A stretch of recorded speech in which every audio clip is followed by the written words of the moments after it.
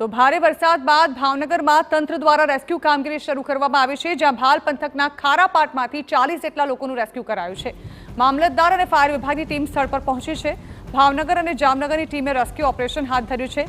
અહીં વરસાદને પગલે અગરમાં કામ કરતા લોકો ફસાયા હતા।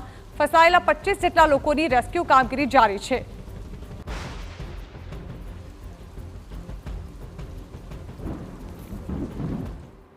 જે એમના પશુપાલન સાથે ત્યાં ફસાયેલા હતા એ પ્રાથમિક માહિતી। પછી જ્યારે એડમાયર સોલ્ટના માલિક સાથે વાત થતાં એડમાયર સોલ્ટના માલિકે એમના પણ 30 માણસો ફસાયેલા હોવાનો મને અંદાજ જણાવેલો હતો। જ્યારે અમે બીએમસીની અમારી ફાયરની ટીમને બોલાવી અને ટીમ જ્યારે આવી ત્યારે પછી એમને રેસ્ક્યુ કર્યું અને અત્યારે એની યાદી બનાવી રહ્યા છે। એ યાદી જોતાં લગભગ 35 માણસોનો સમાવેશ થાય છે। કોઈ પ્રકારની જાનહાની, કોઈને વાગવું કે નુકસાન કઈ કર્યું? કોઈ જાતની જાનહાની જેવું કશું નથી। કોઈ ભાવનગર જિલ્લામાં 2 દિવસથી સતત અનરાધાર વરસાદને લઈને અનેક જગ્યાએ મુશ્કેલી ઊભી થવા પામી હતી।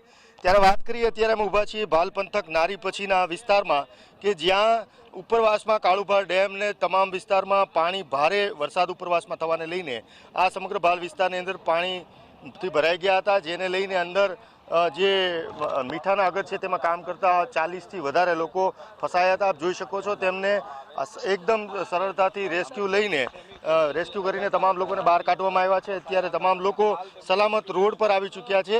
આ અમુક મહિલાઓ પણ હતી જે કામ કરતા હતા, જેને વધારે પડતું પાણી આવી જતા ઉપરવાસમાં ભારે પાણી આવી જતા સ્થિતિ સર્જાણી હતી। જોકે તંત્રની તમામ પ્રયત્નો કરવાને લઈને અને જે અહીંના સ્થાનિક લોકો છે, ફાયર બ્રિગેડ છે, તમામ લોકોની મહેનતથી આ તમામ લોકોને બચાવી લેવાયા છે અને સલામત સ્થળે રોડ ઉપર લાવી દેવામાં આવ્યા છે। હાલમાં કોઈ પણ પ્રકારની મુશ્કેલી નથી। કેમેરા પર્સન રાજેશ રાઠોડ સાથે અજીત ગઢવી, TV9 ભાવનગર।